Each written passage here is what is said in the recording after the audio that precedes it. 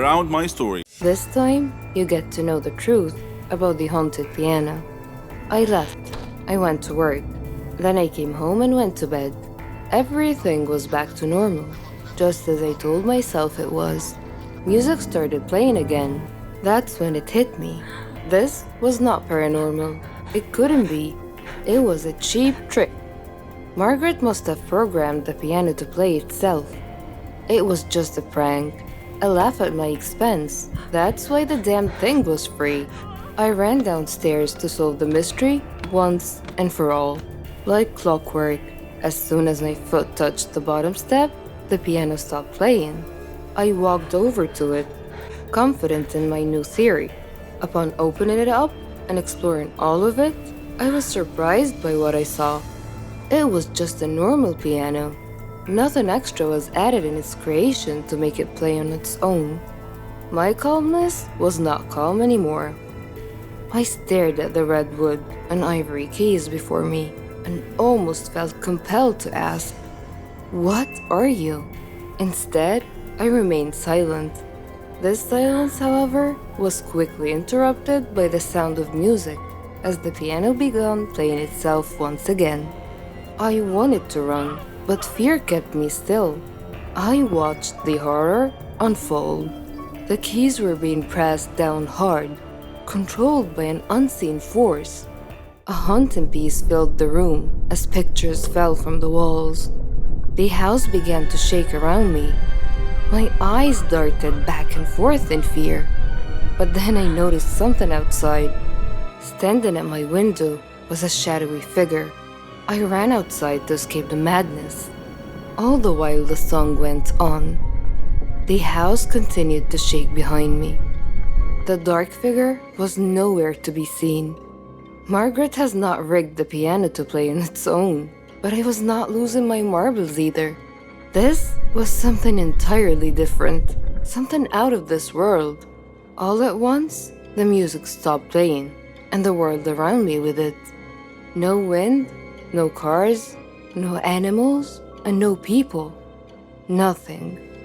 It was the middle of the night at this point, but where were the crickets, the frogs, or even the trees? Where was life outside my home? A little exploration revealed that I was truly by myself. Every living creature in the world had disappeared. What the hell was going on? Why was this happening? I returned home, hoping for answers, but instead, I saw an unsettling sight. It was so dark, I almost didn't see it. Standing completely still next to the piano was the same silhouette from my window. My body was shaking with fear, but the figure did not react. It was frozen like the rest of the world. The shadow was wearing a dark cloak, one that covered its entire body. At its face was nothing but pure darkness. I studied the figure for a few more moments before a familiar sound filled the room. The piano song played, and in an instant, the world returned to life. I fell to the ground, but managed to escape, crawling out the front door and rushing over to my car. I got in and took off with no specific location in mind, happy to be anywhere that was not my own home. I started weighing my options.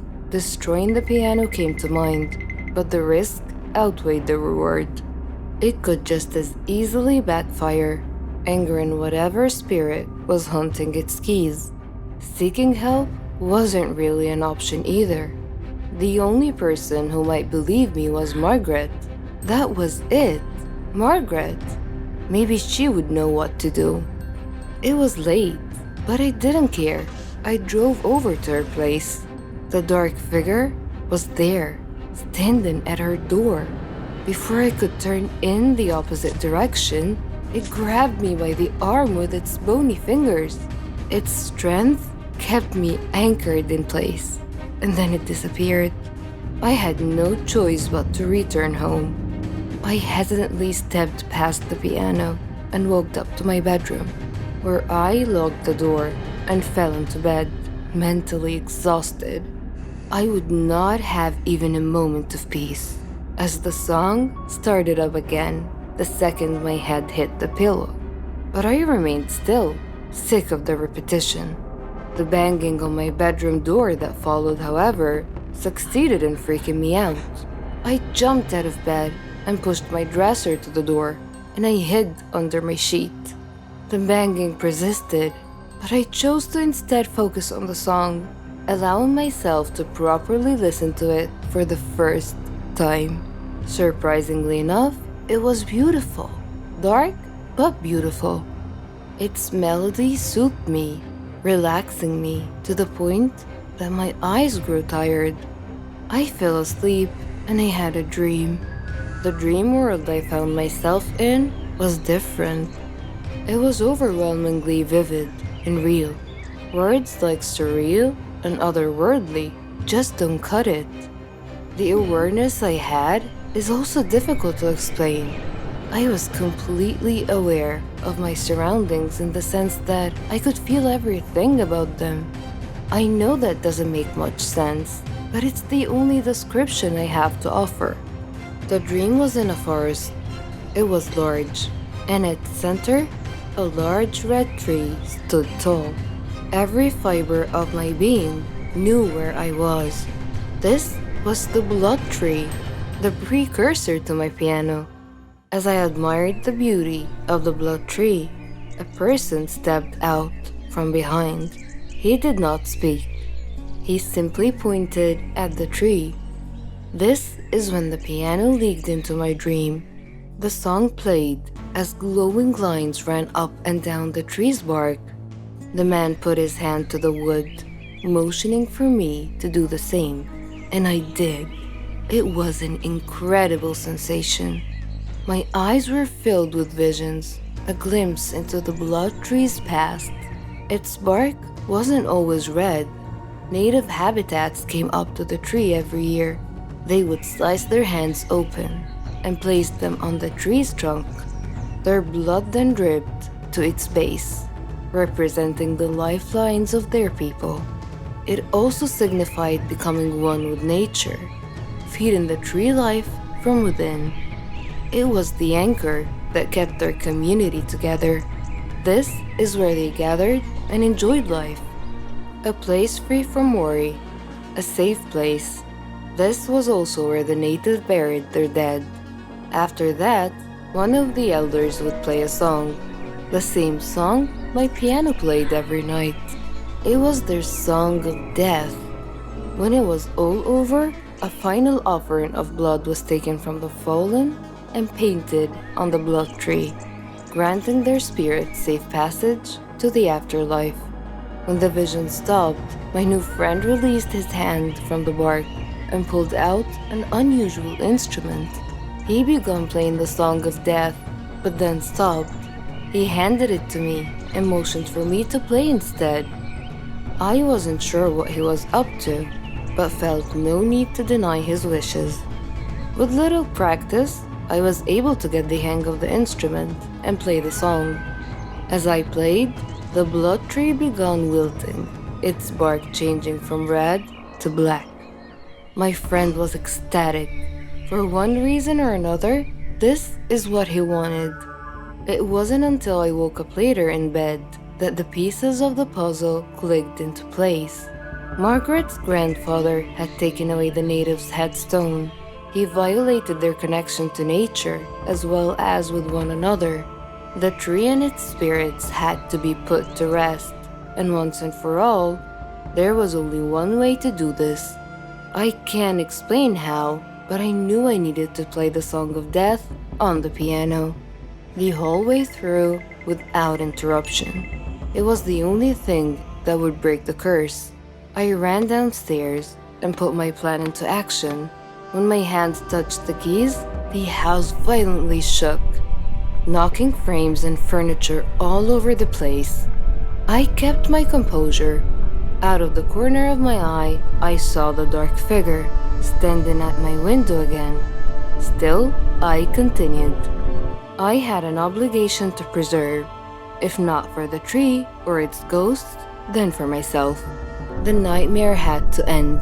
They roamed around the room, sometimes next to me, other times breathing down my neck. I paid no attention on the outside, but my bones were shaking. I had come too far to lose my balance now. Just as the shadowy figure sat next to me at the piano, I struck the final note of the song. The madness around me stopped. I turned to the figure beside me, and it was the native from my dream. He threw me a thankful smile before vanishing. My work was done. Months have passed, and the piano remains in my living room, quieter than it's ever been before. I even play it from time to time. If there's one thing you can take away from my experience, it's to be mindful of the things that make sounds at night. Try your best not to be frightened, and please let this tale be a warning to you. Don't ever buy strange things from Craigslist. You'll thank me later. I am addicted to food. I suffer a lot. I need help. I've tried to give up, but I fail every time. Hamburgers. Who can give up eating hamburgers, especially with barbecue sauce? I didn't mind this kind of addiction, but I'm getting ahead of myself. Let me begin by introducing myself. I am Patricia, 15 years old, living with my parents and my brother. I lead a quiet life. No interests, no hobbies, except for eating, that is. Food is my faithful friend. It never leaves me. It is my partner, my soulmate. But having food as your soulmate has insidious side effects. A dark side, if you will. It denies me a healthy life, robs me of the energy to play, and causes me to sleep excessively. I would much rather stay at home with a bag of potato chips than go out and exercise. My soulmate ultimately betrayed me, though, last Thanksgiving at my granny's home. She lives in a state nearby. Granny was a clever doctor and an excellent cook at that. She could conjure up something really delicious. On that day, she had prepared barbecue turkey with nuts and other secret recipe ingredients. The taste was so great, as if it had descended from heaven itself. I felt like I was fighting a food war, and I had to win at all costs. I ate and ate and ate. I don't know why, but I just couldn't control myself. I attacked that turkey like it was the last on the planet. But every culinary war with a worthy adversary, such as the barbecued turkey, has its own unique type of casualties. Suddenly, I found myself unable to breathe. I fell to my knees and passed out. The turkey had won. I woke up later in the hospital, though, still clinging to an unfinished turkey leg. The doctor told me that I was gaining way too much weight. He said that I should be put on a diet. Diet? Man, how I hated that word. It hung over my head like the sword of Damocles. It meant depriving me of my passion, my reason for living. I considered eating vegetables in small amounts to be the worst form of cruel and unusual punishment, the worst form of torture imaginable. Imagine thinking of a wonderful, greasy, cheese-laden pizza with all the toppings and then suddenly opening your eyes to find a healthy green salad bowl. But I had reached a turning point in life. One day, my brother was playing on the street, while I was sitting at home gazing longingly at a tempting piece of cheesecake, just sitting there, taunting, daring me to eat it. I struggled mightily to resist the urge, but in the end I succumbed and wolfed it down like a starving animal. Shortly afterwards, I began feeling dizzy, but I was unable to call for help this time, and then I passed out again. I was taken to the hospital. While lying in the hospital bed, half conscious, I overheard the doctor say to someone, "She needs to stop eating or it will be the death of her." I thought to myself, whoa, death? So I made up my mind right then, right there. I resolved to fight a new war, a war against my appetite. On our way back home, I told my father that I wanted to see a nutritionist. He was delighted to hear that. Later, at the clinic, the doctor welcomed us in. She told me how to overcome my eating fetish. She gave me a strict diet regimen with a schedule full of healthy meals. I kept telling myself that winning this war was possible. I simply had to be patient and persevere. I stuck to the strict diet and did some physical workouts. My parents supported me wholeheartedly. I was enthusiastic. I can totally do this. A week passed quickly, and I eagerly visited the doctor to receive some good news. When the doctor weighed me and told me that my weight hadn't changed at all, I was crestfallen. She looked at me and asked me, how was this possible? I told her I didn't know because I was following her diet thoroughly, though it did require a tremendous effort on my part. Another week passed, and again I went to the doctor. The results were the same. She said to me, Patricia, are you sure you're following the diet I prescribed for you? I said yes. She sat there wondering. Then she told me with a puzzled look on her face, it's odd, but your weight is increasing, not decreasing. This unexpected piece of news mystified me. Another week passed. No change. The doctor was nonplussed. I returned home with a dejected look on my face. My father asked me what was wrong, and when I told him, he laughed. Do you believe that? My father actually laughed at my predicament. I was furious. He gestured an apology with his hand and then told me that it was my own fault. I was puzzled. What are you talking about? He told me that I had been sleepwalking to the refrigerator every night and eating everything in sight. I was taken aback. I couldn't believe it. Stop acting like you didn't know it, he said. You must have been awake. I replied, no, father, I'm not acting. I was truly unaware that I've been sleepwalking and eating in my sleep. But now that we've finally solved the mystery of the increasing weight, we returned to the doctor with this new information and told her the situation. She laughed and told me that my discipline had denied my body the food it craved, but my brain had refused to cooperate and had overridden my will by urging me to eat in a subconscious state. She told me not to worry, though, that she could treat that. Armed with this knowledge and her support, and the support of my family, I felt that I could finally win this war. My name is Keanu, and I'm 13 years old. I am a psychopath. I freely admit it in front of all of you.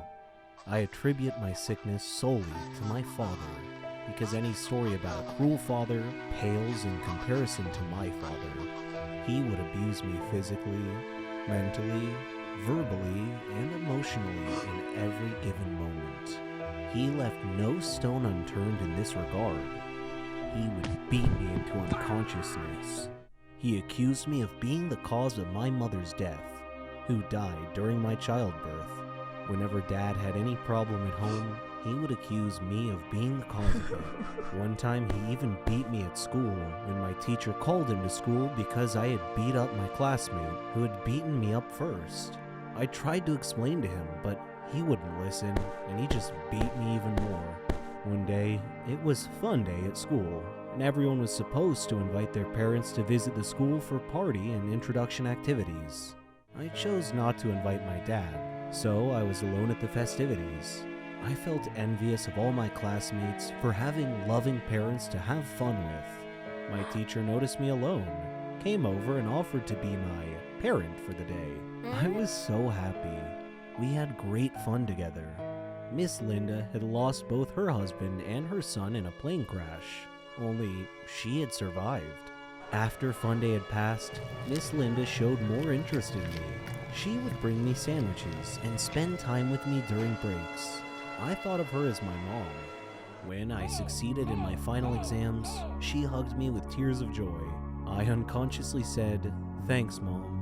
I went home happy that day, but had to face my dad again. He asked me why I was late coming home, and I told him about having to pass my final exams. He didn't believe me though, and asked me to show him proof. Unfortunately, I had none, so he began kicking and punching me. There was a knock on the door. He tried to block me from opening the door, but I managed to open it. Miss Linda was standing there. She glanced at my bruises and bloody face and moved between me and my dad to protect me from further abuse. Dad snarled and threatened her with a beating if she didn't leave immediately.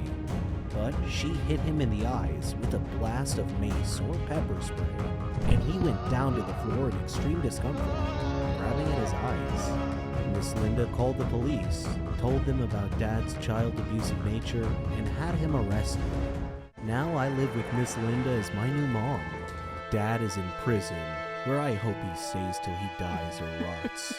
Either outcome is okay with me. I am Brenda's child. Or at least I was.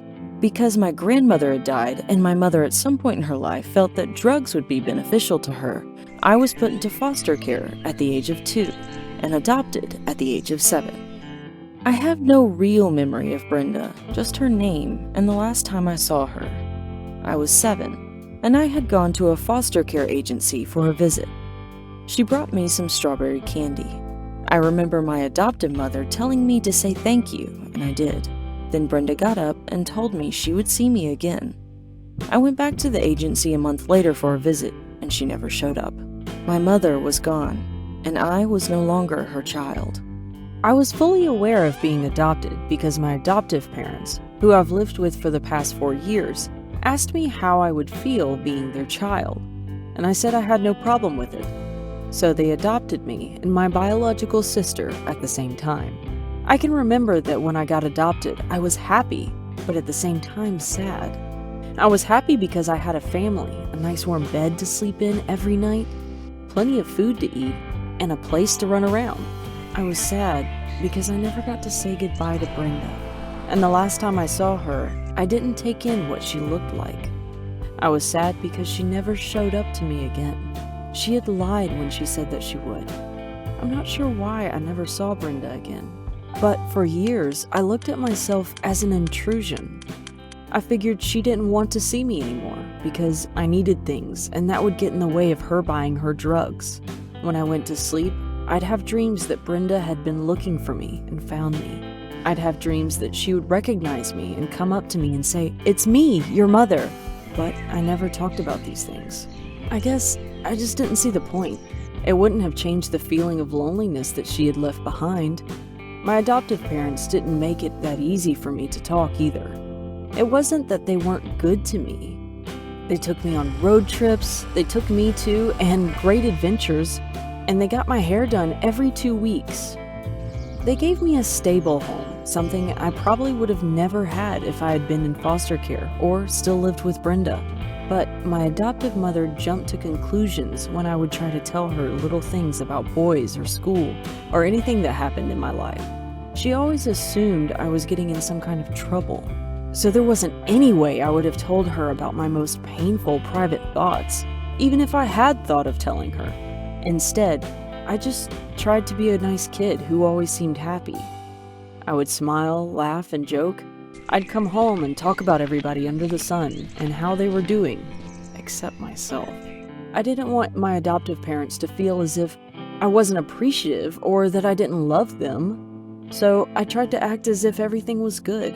When you're adopted, you feel like your adoptive parents at one point or another are going to expect you to be grateful. You imagine they're thinking, "We could have left you in foster care."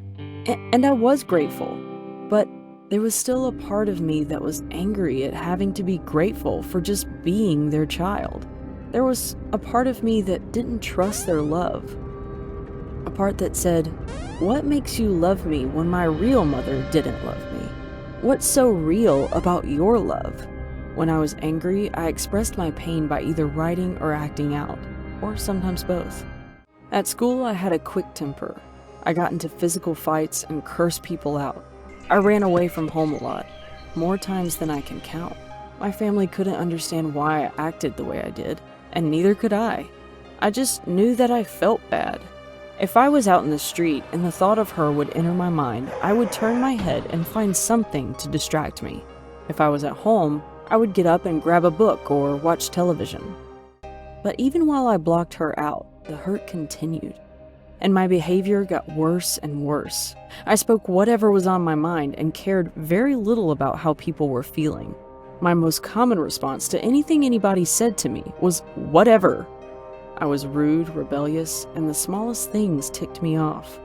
I had a non-caring attitude, and the worse I got, the more frustrated and angry my parents got. By the time I was 12 or 13, my mother and I weren't really getting along. She often beat me, and a couple of times she could have seriously hurt me. Whenever I got on my mother's nerves, she would tell me, "I don't care who you go and tell that I punished you. If they want you, they could have you because I am tired of you." Or she'd say, "I never had this problem with my sons. Why couldn't you be like them?" I felt like my mother didn't want me, even though she had adopted me. I felt that she wanted a replica of her children, who didn't act out so much and didn't get in trouble in school standards I could never live up to. It didn't help that much that my extended family never really accepted me. Every Christmas, they acted funny towards me. I found out later that some of them never wanted my adoptive parents to adopt me in the first place. When things got really bad with my mom, I went to one of my aunts for help, and she threatened to call the police on me for running away.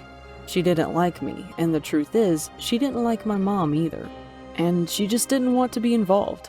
I ran away for the last time when I was 14, even though my mother wanted me back.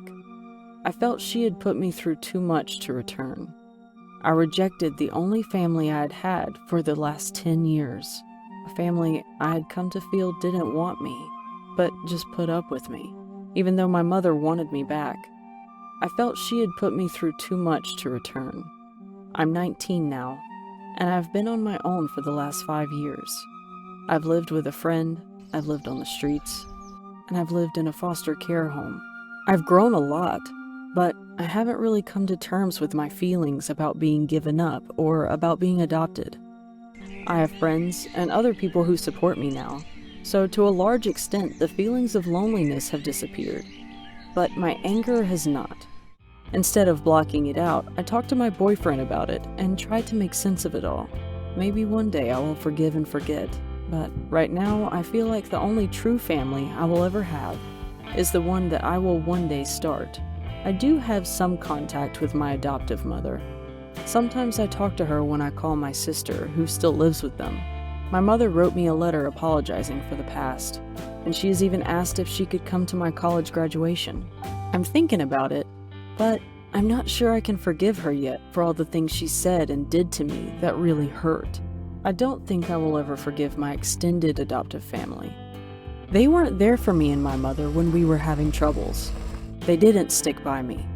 They made me feel like they never wanted me.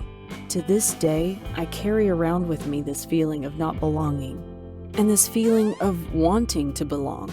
When I was younger, I was able to block the memory of Brenda out of my mind, but now it's not so easy. I look into the mirror and I want to know who I look like.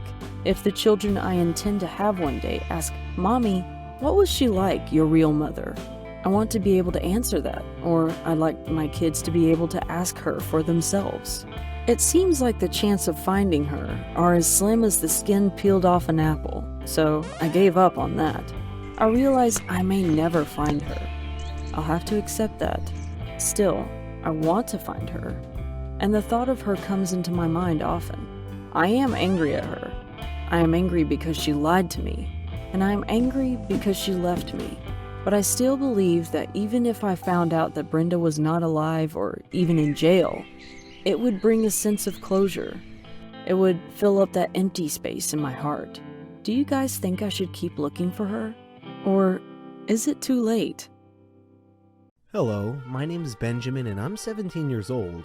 I am sitting in a court waiting to hear my sentence, my punishment. When you listen to my story, you may pity me.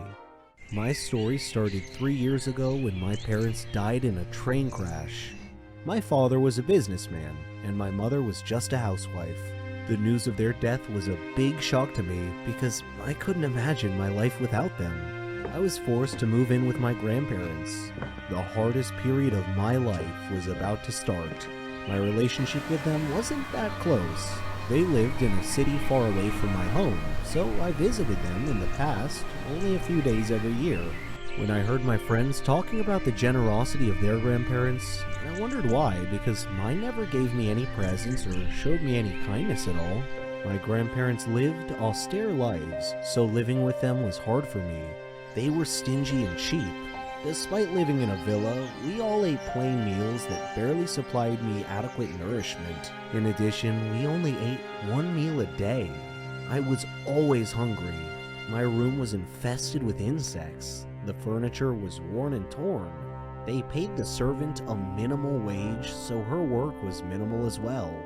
I would always sneak into the kitchen to steal anything I could find in the fridge to eat. When I asked my grandparents why they were living so minimally, they said it was because they were saving money for the future. When they eventually figured out that I was stealing food from the refrigerator, they locked it closed at night. Do you believe that? One day, when I entered the study to speak with Grandpa, his safe was open and I glimpsed gold bars, a hefty pile of cash, and a mound of jewelry. When he saw me enter, he slammed the safe closed and gave me a cold look. At midnight, I happened to go to the bathroom, and while returning to my bedroom, I overheard Grandpa say, "Eat fast before he wakes up." I looked through a slot in the door to see them eating delicious food. Grandma said, "I don't know why you insisted on letting him move in with us." He replied, "Well, I couldn't let people see me abandon an orphaned grandson." She said, "I wish I could wake up one day and find him gone." Her words were like a knife through my heart. I decided then and there that they deserved to die. I wished that they had died instead of my parents. I waited until they went to sleep.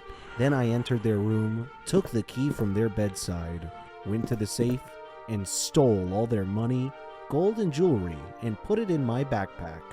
Then I loosened a heating gas fitting in their bedroom, allowing it to leak into their room. Then I exited, closed the door, and sealed the bottom of the door with a towel. The next morning I took a bus to another town, intending to take the train to get even further away. In the meantime, the police discovered the death of my grandparents. They also discovered that there were security cameras around their villa that had recorded everything I did. As I sat there in the train station, I saw this news on a TV in the waiting area. They were showing my face from earlier news stories when my parents had died in the train crash. Everyone around me was looking at me. It seemed I was a dead ringer for the murder suspect. I was arrested, taken to court, tried, and found guilty on 2 counts of cold-blooded murder. So here I sit, waiting to hear my sentence. I am ready for any punishment. I feel no remorse. Given another chance, I would do it again. Hi, my name is Jennifer, and you might recognize me as a former famous child star. You might be wondering what happened to my life. Well, I worked as a singer at a local bar in our town. You might be wondering why I never pursued my career. Okay, let's just say they stopped giving me projects when I reached the age of 11. Because the producers said I'm not that pretty to be a teen star. So when I stopped being cute, I became unemployed, which is not bad. I finished my studies and got a really good job. Also, I have an amazing boyfriend. He's a lawyer and he comes from a very prominent family. But I have this habit of ruining everything that is good for me. I don't know if my boyfriend is still gonna talk to me. You're probably wondering why. Because I just ruined the engagement party of his brother. I was extremely at fault for this. It all happened because of my insecurities. This was deeply rooted when the film outfits started rejecting me when I was really young. Plus, I have 2 sisters who look exactly like my beautiful mother. I, on the other hand, look like my father. I also inherited his lack of height. Don't get me wrong, I'm not ugly. I'm just not that pretty. And my sisters always make fun of me. But I'm extremely talented. When I sing, I get a lot of tips from people. My employer always gives me extra cash because a lot of my fans go to his bar on a regular basis just to watch my gigs. This is where I actually met my boyfriend Sam.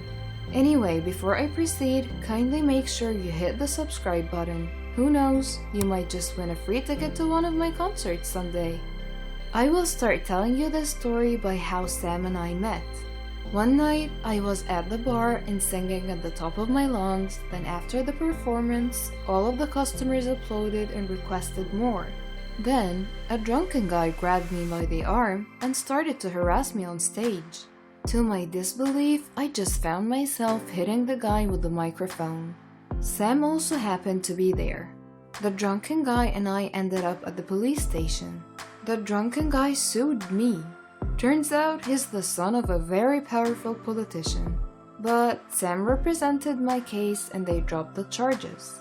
That was mainly because there were a lot of witnesses and they testified that I was attacked first. Since then, we became really good friends, and eventually, our friendship blossomed into a beautiful romantic relationship. Sam is a super great guy. He didn't give me any reasons to get jealous from any other woman. But also, I realized that I don't know anything about his past. I never really got a glimpse of his world because whenever he asked me to meet his friends or his family, I chicken out. I always take work as an excuse. I always say, I have a gig, brain check, and that's my usual response. Then one time he told me that his mother just came back from a super long trip and that she's interested to meet me. Well, we've been dating for almost a year, and I ran out of reasons to dodge the situation. So I said, yes, let's do it. Before the weekend, I went to the mall to buy a new dress for the meetup. I was able to buy a nice long black dress and I bought some accessories as well.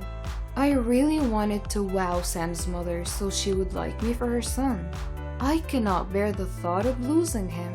When I was done shopping, I went to the burger shop and bought one for a takeout. I noticed that it's already 4 in the afternoon. I didn't notice that I skipped lunch because I was really busy picking out my outfit. While walking, I decided to eat the burger and the mustard spilled on my shirt. I look like a careless kid and he smelled like pickles now. In my head, I was thinking that's okay because I was about to go home. Then a familiar voice called out my name. Jennifer! That was Sam. When I turned around, I saw that he was with his mom. I quickly ran to the elevator as if I didn't see him. What am I gonna do? I don't want his mom to see me like this. I want her to see me at my best. But then the elevator was too slow. And eventually they caught me. Mother, this is Jennifer, my girlfriend, said Sam. Hi, good afternoon. I responded while shaking. I lifted the paper bag so it would cover my stained shirt. Nice to meet you. Well, his mother is nice, but still, I don't want her to judge me. I look and I smell like crap. This is not an ideal way of meeting your boyfriend's mother for the first time ever. I got so pissed. I'm looking forward to lunch tomorrow. Do you have any dish that you would like to eat? His mother asked. Anything will do, I responded with a forced smile. I know his mom is sensing the awkwardness between us, so I bid them goodbye and hurriedly entered the elevator again. On my way home, I kept playing the mall scenario in my head and I cringed every time. At home, I told my sisters what happened because I was craving some support and I would like to feel better. And even though they're very mean to me most of the time, they're still my sisters, and deep inside, I know they love me. What? His mother saw you like that? My eldest sister said with the slightest insult in her tone. If I were her, I would ask my son to stay away from you, my other sister said. I walked out, went to my room, locked it, and called my best friend Maria instead. She said some comforting words that made me feel better. Maybe you're just overthinking and it's not gonna help you, she said. Well, she was right. Anyway, I still have a chance to impress her. On the day of her lunch invitation, I wore the dress I bought at the mall and I went to the nearest salon to get stunning hair and makeup. And I was 30 minutes late for lunch because of this. Sam, his mother, and his 2 sisters were waiting for me. I apologized for being late. I noticed that they're looking at me with awkwardness in their eyes. Is it because of the dress? Maybe the heels or my makeup? Okay, maybe my hair? Or perhaps it's the elephant teeth accessories? I don't know. Maybe I'm just being too paranoid. But I must admit, I might have gotten a little bit overboard regarding my appearance. I'm way too overdressed for lunch. Hi, they greeted me. They're all very nice and they invited me at the dining area. Sam's mom introduced me to his sisters. After eating, we were all talking and the atmosphere changed into something light. We're all getting along and Sam keeps on bragging about how good I sing. I love singers. Would you mind entertaining us? Sam's mother requested. I happily accepted and sang her favorite songs. After a few minutes, I saw his mother and his sisters with their eyes wide open. They clapped so hard and complimented me. I can feel that I got the heart of Sam's mother. I knew I had her approval. Then my insecurities quickly struck. I learned that the equally beautiful sisters of Sam are opera singers, on top of being a professor and a freaking doctor. They're pretty, successful, and talented. Me, I felt like I was a big joke. I went home lonely. It felt like my insecurities bottled up even more. The next day, Sam asked me to be his date for their high school reunion. At first, I didn't want to go, but then I realized there was no point of hiding anymore. I met his family, so I might as well meet his friends. At the reunion, I literally felt like I'm the most underachiever and the most unattractive person ever. I'm getting more and more insecure because I feel like Sam's friends are looking at me like a puppy dog. Do I really look like his pet? One of Sam's friends was very nice to me. Turns out she's a big fan of mine and she knows all of my former TV shows. We talked in one of the corners for a few moments. It felt like I belonged. Sam didn't ever make me feel like I don't belong. In fact, I always hear him say how much he is proud of me. He doesn't see me as a failure child star. He sees me as a former child star who's now a great singer, and that makes me happy. I was looking at Sam from a distance, but then I saw a blonde, beautiful woman greet him. Oh, I know her. She's a beauty queen. She must be Sam's kind. I asked Linda, Sam's classmate, why is that beauty queen talking to my Sam? Oh, don't get jealous. They used to date, but everything is over between them, she said. I felt my blood go to my ears. His ex? Linda added, she's the first woman who ever broke his heart. He never had a girlfriend after her. Then it made sense why he chose you. I looked at Linda, but I didn't let a word out. I think she's trying to tell me that Sam chose an average woman because I will not be powerful enough to break his heart. And my heart bled with that thought. I thought to myself if I should break up with him, but I can't, he's too precious. On our way home, I was quite the whole right. I didn't talk to him, and I know I left him wondering. I ended the night without talking to him. At home, I called Linda and asked her to come to my place. She said that I'm going crazy and that I don't have anything to be insecure about. If you're really worried, then you should try the beauty pills I'm taking. It works like magic, she said. That might be the solution to my problem. There's no harm in trying. But Maria told me that the side effects are not nice, like always having the urge to pee, dizziness, and mood changes. I did start taking the pills. After a week of taking the pills, Sam got really worried, and that was because I passed out while having my gig. But I kept on taking them because somehow they magically make me feel confident. When Sam's family invited me for the engagement party of his brother that I haven't met yet, I said yes without hesitation. I feel beautiful, but I always have this urge to pee whenever and wherever. And I mean like every 5 minutes. So during the party, Sam was having a hard time keeping me beside him because I'm always in the bathroom. Then the announcement time came, and Sam came looking for me. I said, I really need to use the restroom. You can do it later, this will be quick, he said. But while his brother was giving his speech, everybody was so quiet and my bladder was gonna explode. And I wanted to tell Sam, but for some reason, I just couldn't. So I started running towards the bathroom, but I got really dizzy and I lost balance. Then I pushed the ice sculpture to the waiter serving near the pool, and like a butterfly effect, the waiter pushed the bride and she fell in the pool as well. I ran to them and apologized, but of course all eyes were on us. And to my horror, I was not able to hold my pee anymore. Everyone saw me wet my dress. I was so embarrassed. I quickly ran away from the party because I don't want to talk to anyone, not even Sam. I'm not sure if Sam came looking for me or not, but I roamed around their village while calling Maria so she could come and rescue me. I'm on my way, she said. And guess what? I felt the urge to pee again. And so I looked for a dark spot and I peed beside a huge tree. Then I heard a police siren. They aimed a flashlight at me while I was peeing. I quickly put my underwear back on and ran as fast as I could, but then I got dizzy and passed out. Then the police brought me into the hospital, and when I woke up, I saw Sam beside me. His sister was the one attending to me. They got so worried about me and they decided to follow me. Sam talked to the police and explained everything. When everything was okay, Sam and I had a talk.